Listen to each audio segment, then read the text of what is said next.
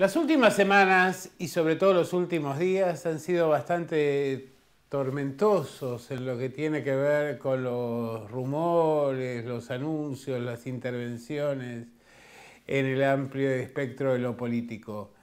Desde una Patricia Bullrich que se apresta a suceder al gobierno después de las elecciones del año que viene, hasta los planteos de Guillermo Moreno, que ve la necesidad de profundizar un cambio e incluso avisora, a partir de los dichos de Eduardo Duhalde, de que habría una especie de destino de asamblea legislativa o para generar una continuidad de este periodo presidencial, pero modificando a sus titulares.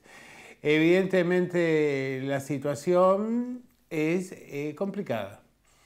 Es complicada y algunos presentan un escenario que tal vez es un poco más terrorífico, más apocalíptico de lo que autorizan a ver los datos. Para analizar un poco esta situación, vamos a consultar a Juan Pablo Esquinelo, es cientista político y una de las cabezas de una importante consultora que él mismo nos va a presentar.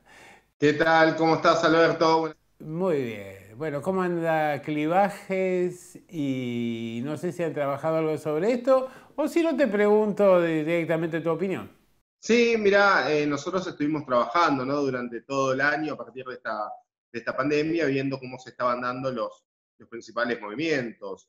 Nosotros hemos visto que por tercer mes consecutivo la imagen de Alberto Fernández se encuentra en retroceso, pero en cambio que el presidente mantiene una alta imagen positiva, ¿no? A pesar de todo lo que ha producido la pandemia en términos de salud, en términos de economía y en términos sociales, creemos que el presidente todavía puede mantener un alto nivel de aprobación de su gestión, a pesar de todo eso, y a pesar de, como vos decís, un intento de la oposición por desprestigiar en cada momento y en cada ocasión y en cada postura que el gobierno tenga, con todo lo que tiene, ¿no? Poniendo toda la artillería eh, a sus manos, tratando de esmerillar un gobierno que apenas arrancó, ha recibido una pandemia mundial y que ha producido una de las crisis más importantes, si no es la más importante, de la historia del capitalismo.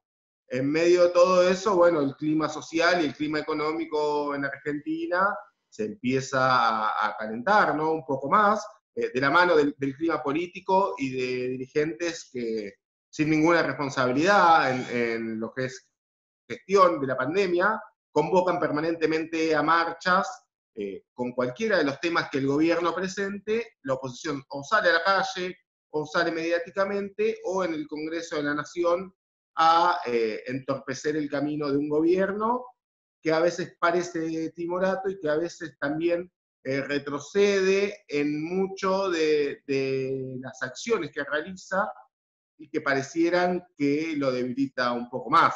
En medio de eso se encuentran las declaraciones del expresidente Dualde, primero diciendo que posiblemente puede haber un golpe de Estado y luego diciendo que el presidente está groggy.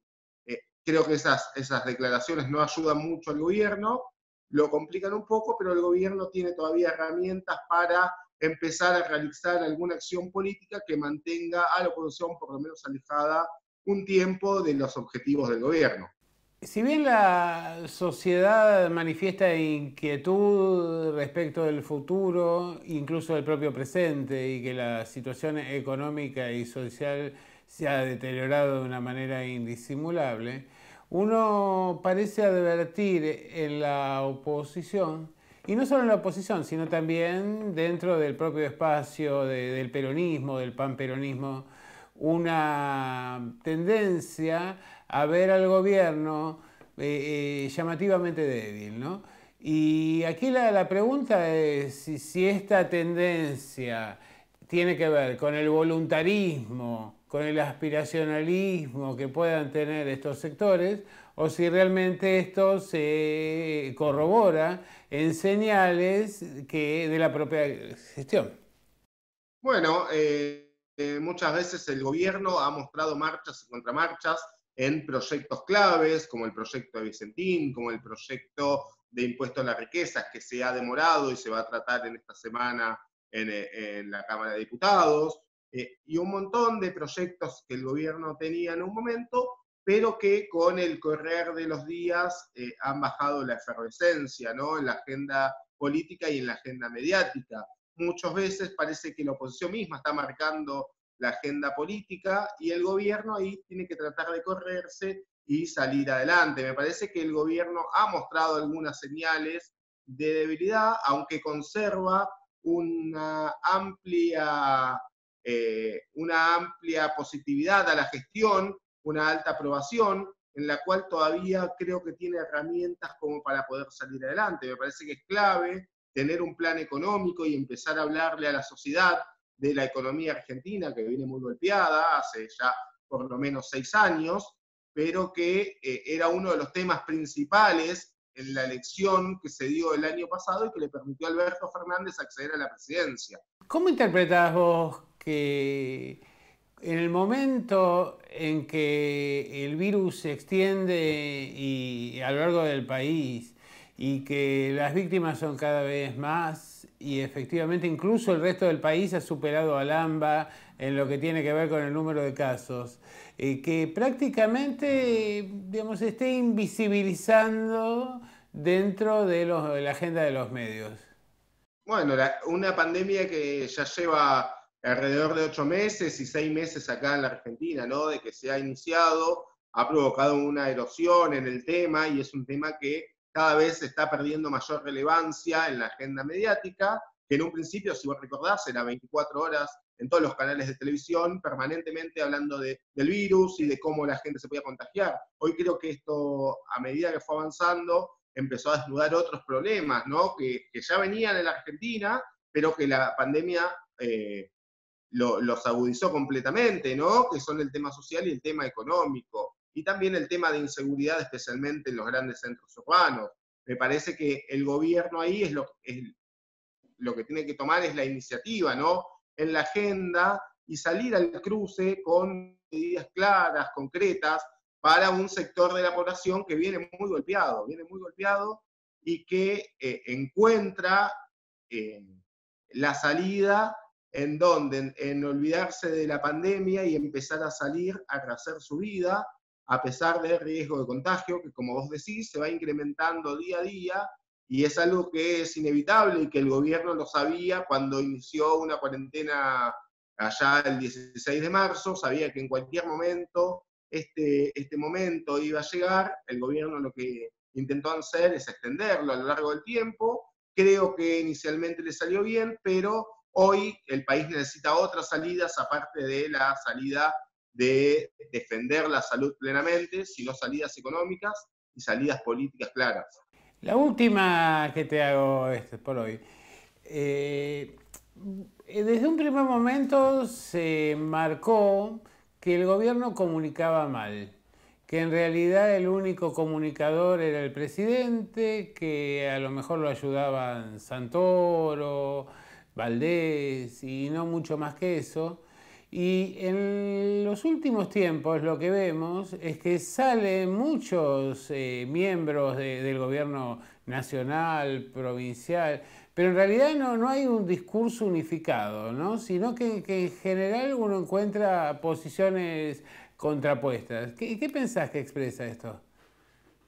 Bueno, como vos decís, pareciera muchas veces que el presidente de la Nación es el único portavoz. Esto hace que su figura sea permanentemente golpeada de sectores de la oposición, porque al no salir otra de las figuras en una condición clara, ¿no?, en una comunicación clara y efectiva, complica mucho más esto, ¿no? Y hace que la comunicación sea difusa. Y como vos decís, cada vez que sale algún miembro del gabinete nacional, no lo hace con la suficiente firmeza, con la suficiente convicción para tratar de convencer, ¿no?, ¿a quién?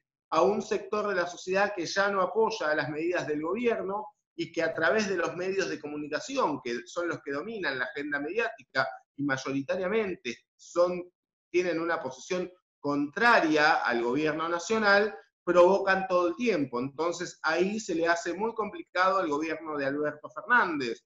En la Argentina estamos acostumbrados a jefes de gabinete con un perfil muy alto que salen y que respondían en cada momento y salían en auxilio del gobierno. ¿Para qué? Para no esmerillar completamente la figura del presidente de la nación. Y lo hemos visto en el gobierno de Cristina Fernández, como incluso en el gobierno de Mauricio Macri con Marcos Peña. Lo hacía bien, lo hacía mal, pero salía él y muchas veces era él el blanco de las críticas y no lo era directamente el presidente de la nación. Lo que hace muchas veces el jefe de gabinete es eso, ser el portavoz para proteger la figura presidencial, que está dedicado obviamente a muchísimas otras tareas mucho más importantes que la de un jefe de gabinete. Entonces, yo creo que una de las funciones de un jefe de gabinete de ministros como el representante o el portavoz del Poder Ejecutivo Nacional es esto, es salir y con su discurso proteger la figura presidencial y la figura del gobierno. Me parece que ahí está un poco este problema que encuentra el gobierno nacional, que no puede salir de este entuerto en el cual se metió, en el cual la comunicación solamente la realiza el presidente y los miembros del gabinete aparecen en un llamativo silencio o con muy poca participación en la agenda pública. Juan Pablo Ginelo, de la consultora Clivajes, te agradezco mucho tu participación. Y seguimos después de una breve pausa aquí, en Transición.